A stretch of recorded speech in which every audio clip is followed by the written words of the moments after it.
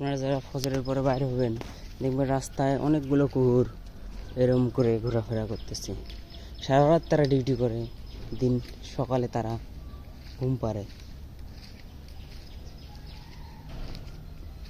কুকুরগুলোর অবস্থা দেখুন, সারা রাস্তা জুড়ে শুধু কুকুর আর কুকুর। সামনেও কুকুর একটা, শুধু কুকুর।